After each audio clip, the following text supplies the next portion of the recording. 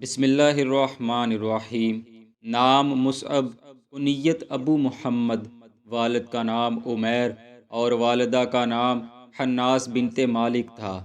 اس جرأت و بہادری کے عظیم سپوت کا پورا نام حضرت مصعب بن عمیر رضی اللہ تعالی عنہ تھا۔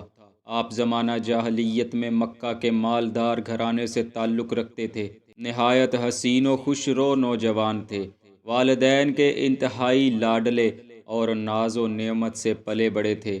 عمدہ سے عمدہ پوشاک اور لطیف سے لطیف خوشبو جو اس زمانہ میں میسر آ سکتی تھی استعمال کرتے تھے۔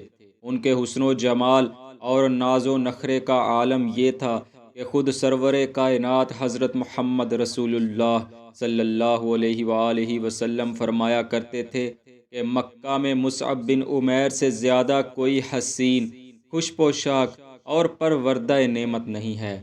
سیر و شکار کا بہت شوق رکھتے تھے۔ روزانہ نئی پوشاک زیب تن کرتے اور نوکروں اور شکاری جانوروں کے جلوں میں بڑی شان و شوکت سے شکار پر جایا کرتے تھے۔ اللہ پاک نے حسن ظاہری، سلامت ذوق اور طب لطیف کے ساتھ آئینہ دل کو بھی نہایت شفاف بنایا تھا۔ صرف ایک جھلک رخ مصطفیٰ صلی اللہ علیہ وسلم کو دیکھنے کی دیر تھی کہ شرک سے متنفر ہو گئے۔ ایک روز آپ گھر سے نکلے تو اتفاقاً رسول خدا صلی اللہ علیہ وآلہ وسلم سے ملاقات ہو گئی۔ قسمت نے یاوری کی تو پہلی ہی ملاقات میں رسول خدا صلی اللہ علیہ وآلہ وسلم پر فریفتہ ہو گئے۔ حسن و جمال تو تھا ہی مگر عقل و ذہانت بھی بے مثال تھے، لہٰذا پہلی ہی ملاقات میں دل نور ایمان کی سچائی سے جگمگا اٹھا۔ کلمہ توحید بلند کیا اور حلقہ اسلام میں داخل ہو گئے۔ یہ وہ دن تھے کہ جب مکہ کی سرزمین مسلمانوں کے لیے تنگ ہو رہی تھی۔ یہی وجہ ہے کہ ایک عرصہ تک آپ نے اپنے قبول اسلام کو چھپائے رکھا۔ آپ چھپ چھپ کر نبی کریم صلی اللہ علیہ وآلہ وسلم کی خدمت میں حاضر ہوتے اور دین اسلام کی تعلیم سے اپنے سینے کو منور کرتے۔ لیکن ایک روز کہ جب آپ نماز ادا کر رہے تھے تو عثمان بن طلحہ نے آپ کو نماز پڑھتے دیکھ لیا اور یہ خبر آپ کی والدہ اور خاندان والوں کو کر دی۔ بس پھر کیا تھا کہ والدین کی محبت یک لخت نفرت میں بدل گئی۔ ماں نے مصعب کو پکڑا اور رسیوں میں جکڑ دیا، مار مار کے برا حال کر دیا۔ سارے طریقے آزما لیے مگر اپنے لخت جگر کو حق گوئی سے نہ ہٹا سکی۔ جب مسلمان مکہ کے ظلم و ستم سے تنگ آ کر حبشہ کی طرف ہجرت کر رہے تھے تو حضرت مصعب نے بھی ماں کو جھانسا دیا اور حبشہ کی طرف ہجرت کر گئے۔ کچھ عرصہ بعد دوبارہ مکہ آئے تو ماں کا غصہ ابھی تک برقرار تھا۔ آپ پھر حبشہ چلے گئے اور پھر مختصر سے قیام کے بعد دوبارہ مکہ تشریف لے آئے۔ اب بھی ماں نے سختی برقرار رکھی اور ناز و نخرے میں پلے بیٹے کو کوئی بھی سہولت دینے سے انکار کر دیا، بلکہ الٹا آپ کو قید کرنے کا منصوبہ بنا لیا۔ حضرت مصعب نے ماں کے یہ ارادے دیکھے تو کہنے لگے، جس کسی نے مجھے رسیوں سے باندھنے میں تمہاری مدد کی میں اسے قتل کر دوں گا۔ الغرض ماں نے اپنے بیٹے کے پختہ ارادے کو جانچتے ہوئے اسے اس کے حال پر چھوڑ دیا۔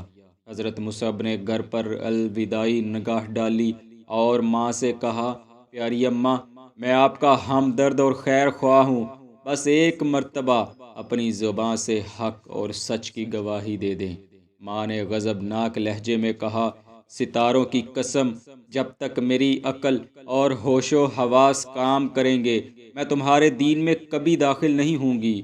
بس آپ نے اپنی ماں کو اسی حالت پر چھوڑا اور بارگاہ نبوت میں حاضر ہو گئے۔ یہ ہجرت مدینہ سے پہلے کے ایام تھے۔ حضور صلی اللہ علیہ وآلہ وسلم نے مدینہ کے باسیوں کی تعلیم و تربیت کے لیے ایک سفیر، معلم اور مرشد کی ضرورت کو محسوس فرمایا اور اس خاص مشن پر حضرت مصعب بن عمیر رضی اللہ عنہ کو روانہ فرما دیا۔ یوں آپ اسلام کے اول ترین معلم مقرر ہوئے اور دلچسپ بات یہ ہے کہ آپ نے نہ صرف مدینہ شریف میں دین اسلام کی اشاعت کی بلکہ رسول اللہ صلی اللہ علیہ وآلہ وسلم کی اجازت سے مدینہ میں نماز جمعہ کا باقاعدہ آغاز بھی کیا، اور اس وجہ سے آپ اسلام کے اول ترین امام بھی مانے جاتے ہیں۔ جب رسول خدا صلی اللہ علیہ وآلہ وسلم ہجرت فرما کر مدینہ تشریف لائے تو حضرت مصعب رضی اللہ عنہ کی سادہ پوشاک دیکھ کر آپ کی آنکھوں سے آنسو بہہ گئے۔ جنگ بدر میں جماعت مہاجرین کا سب سے بڑا علم آپ ہی کے ہاتھ میں تھا۔ جب جنگ احد کا دل خراش معرکہ رونما ہوا تو رسول خدا صلی اللہ علیہ وآلہ وسلم نے اسلامی فوج کا جھنڈا انہی کے ہاتھ دیا۔ آپ نے بڑی جاں بازی اور دلیری سے اپنے فرائض ادا کیے۔ جنگ احد میں جب اتفاقی غلطی کی وجہ سے جنگ کا پانسا پلٹا تو آپ تنہا کفار کے نرغے میں پھنس گئے۔ مشرکین میں سے شاہ سوار ابن قمعہ نے بڑھ کر تلوار سے آپ پر وار کیا، جس سے آپ کا داہنا بازو کٹ کر الگ ہو گیا۔ آپ نے علم دوسرے ہاتھ سے اٹھایا تو اس نے دوسرے وار سے آپ کا بایاں بازو بھی الگ کر دیا۔ سلام ہو آپ کی عظمت پر، دونوں بازو کٹ گئے، مگر آپ نے ادھ کٹے بازوؤں کا حلقہ بنا کر علم کو اپنے سینے سے چمٹا لیا۔ آپ کی یہ جرت دیکھ کر ابن کمیہ کو سخت طیش آ گیا۔ اس نے تلوار پھینکی اور نیزہ آپ رضی اللہ تعالی عنہ کے سینے میں گھونپ دیا۔ منقول ہے کہ آپ اپنی شہادت سے قبل قرآن پاک کی یہ آیت تلاوت فرما رہے تھے، اور محمد صلی اللہ علیہ وسلم صرف اللہ کے رسول ہی تو ہیں، آپ سے پہلے بھی بہت سے رسول گزر چکے ہیں۔ اگر وہ فوت ہو جائیں یا شہید کر دیے جائیں تو کیا تم اپنی ایڑیوں پر دین سے پھر جاؤ گے؟ مختصر یہ کہ آپ کی شہادت ہو گئی۔ معرکہ ختم ہوا تو شہداء کے کفن و دفن کا انتظام کیا جانے لگا۔ حضرت مصعب بن عمیر رضی اللہ عنہ کے کفن کی باری آئی تو آپ کے حصے میں کفن کے لیے جو چادر میسر آئی تھی وہ فقط اتنی تھی کہ اگر سر ڈھانپتے تو پاؤں ننگے ہو جاتے، اور اگر پاؤں ڈھانپتے تو سر رہ جاتا۔ رسول اللہ صلی اللہ علیہ وآلہ وسلم کو اس کی خبر دی گئی تو آپ تشریف لائے۔ آنکھوں سے آنسو رواں تھے اور آپ فرما رہے تھے، مومنوں میں کچھ ایسے لوگ ہیں جنہوں نے اپنے رب کے ساتھ کیے ہوئے وعدے کو سچا کر دکھایا۔ مصعب، میں نے تمہیں مکہ میں دیکھا تھا، تم سے زیادہ نفیس لباس اور تم سے زیادہ خوبصورت بال کسی کے نہیں تھے۔ اب ایک یہ وقت ہے کہ میں تمہیں دیکھ رہا ہوں، تم بکھرے ہوئے بالوں کے ساتھ ایک معمولی چادر میں لپٹے ہوئے ہو۔ پھر آپ صلی اللہ علیہ وآلہ وسلم نے تمام شہداء کی طرف نگاہ ڈالی اور فرمایا، اللہ کا رسول گواہی دیتا ہے کہ تم قیامت کے دن شہداء میں اٹھائے جاؤ گے۔